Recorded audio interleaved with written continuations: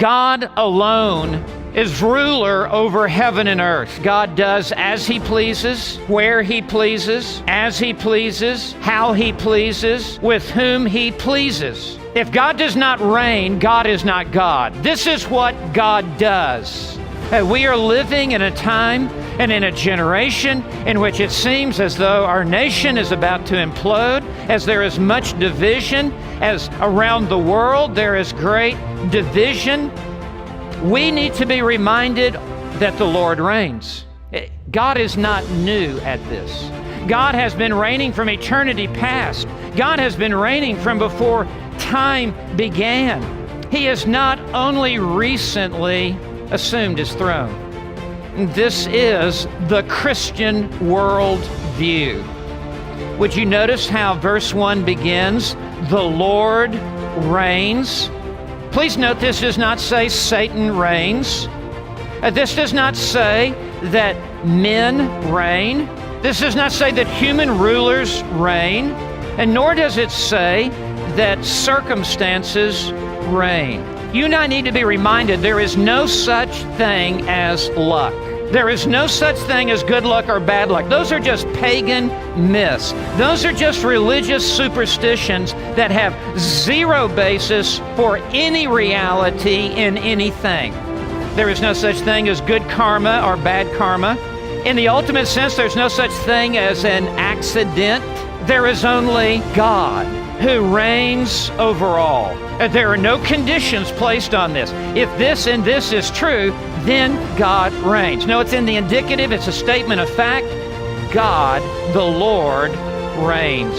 And would you also please note that this does not say the Lord and man reigns. And this does not say the Lord and Satan reigns, as though there is some cosmic tug-of-war in the heavens in which both sides are pulling against each other, and they are of equal power. Washington is not reigning. Moscow is not reigning. Iran and Iraq are not reigning.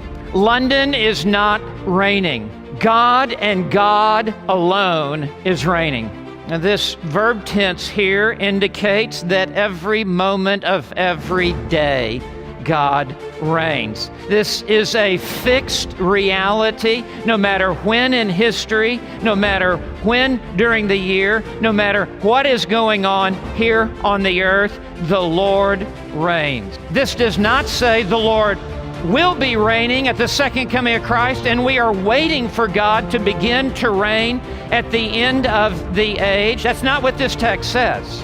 No matter whenever this psalm is opened, no matter when this psalm addresses our hearts and teaches our minds, no matter whether it is day or night, whether we are young or old, this is a constant, continual truth. The Lord reigns. He is reigning as much right now as when He reigned in the theocracy of ancient Israel, and He is reigning right now just as much when His Son will return. He reigns in good days, He reigns in bad days. He reigns when we're on the mountaintop, and He reigns when we're in the valley. He reigns in adversity, and He reigns in prosperity. He reigns in life, and He reigns in death. Please note, there are no boundaries set on the Lord's reign. It doesn't say, well, He reigns only where this is occurring or that is occurring. He reigns over nations. He reigns over nature. He reigns over circumstances. He reigns over events. He reigns over good people. He reigns over reprobates. He reigns over human minds. He reigns over human hearts. He reigns over human wills. There is not one square inch in all of this universe over which the Lord does not reign. But everything exists to carry out the eternal purpose and plan of God. The heart of the king is in the hand of the Lord, and as rivers of water, God steers it whichever way He wills. The lot is cast into the lap, Proverbs 16:33, but its every turning up is from the Lord. Some people say the devil is in the details. No, God is in the details. This doesn't say the Lord is a mere spectator of what is going on here upon the earth. This does not say that the Lord is a mere observer of what is happening here in human history. This is not the God of the deists that says that God created everything, wound it up like the proverbial watch, and then has stepped back to let everything unwind on its own. No. It says the Lord reigns. That is an activity. That is an action by God. Ephesians 1 verse 11 says, God works all things according to the counsel of His will. And Romans 8:28 is still in the Bible.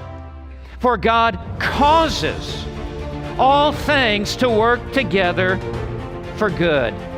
God is actively governing, administrating, presiding, decreeing, declaring, steering, resisting, overruling every moment of every day. He's reigning actively. The throne of God cannot be touched. The course of history cannot be altered. The eternal decree of God cannot be changed. It will be plan A that will come to pass. There is no plan B. There is no plan C. God will not amend His ways. God will not change His will or His purposes. That which man plans will give way to what God has planned. And even the evil in this world is used by God to carry out His sovereign and eternal purposes. What they mean for evil, God means for good. He is not in bed. He is not slumbering. He is not on a sabbatical, or He is not resting. No, He is attired with that which a king would wear, who is seated upon the throne, who is overseeing the affairs of His kingdom, that He is on call, that He is on duty, that He is attending to the business of the universe, because He is fully dressed and He is governing over all that He does, over all that He has created, and He does so with majesty. The Lord has clothed and girded Himself with strength. No one has given Him His strength. He has clothed Himself with strength. Not only does He decree and issue commands, but He has the power to bring it to pass.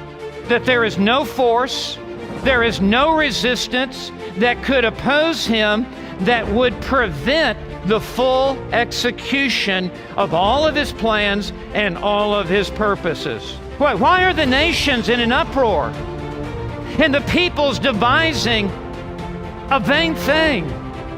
The kings of the earth take their stand, and the rulers take counsel together. They dig in their heels against God. They shake their puny fist against God and His moral law, against the Lord and against His anointed, saying, let us tear their fetters apart and cast away their cords from us. We will not be tied down by God. We will not be tied down by God's plan for the family. We will not be tied down by God's 10 commandments. We will not be tied down by God's moral law. We are the captain of our own ship. We will go our own way. We will chart our own course. This is the picture of every generation of history. He who sits in the heavens laughs. It is not the laughter of humor. It is the laughter of ridicule. It is the laughter against the insanity of this world. To think that all of this world together combined could in any way alter the purposes of God here upon the earth. If every member of the human race were to interlock arms and set itself against God, could they overcome God? That you would try to remove me? That you would legislate against me? That you would try to stay my hand? That you would try to oppose me? God laughs. God scoffs. There can be no successful overthrow of His purposes for history or for your life. In fact, He is the Almighty. And to be the Almighty means not that you merely have some power, a lot of power, most power, or that you are very powerful. This goes far beyond. When God is called the Almighty, it means He has all power, and there is no power in the universe outside of Himself except whatever little tiny power He would delegate to finite creatures like you and me to carry out His master plan here upon the earth. What little power we have, what tiny little strength we have, is only the power and the strength that has come from Him. He says, your testimonies are fully confirmed, meaning they're established. What was right will be forever right. Wrong will be forever wrong. Truth is immutable. It is eternal. Your word I have established above your throne. It endures forever. The grass withers, the flower fades away, but the word of our God abides forever. It is God by His providence who rules over every aspect of your life. This God who has foreordained good works for us to walk in.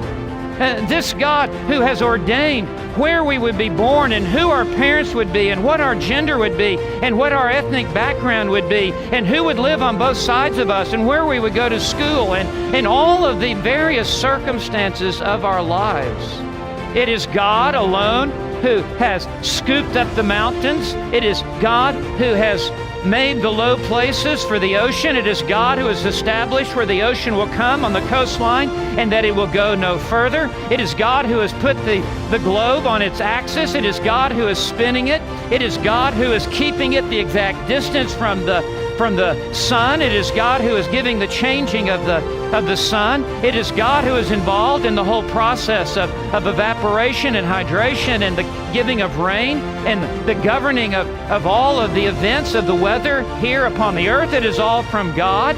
And God has established all the laws of gravity and thermodynamics and all of the rest.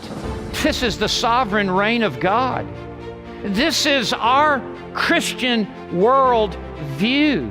This is the lens through which we see everything that is taking place, because this is the reality of the way things are.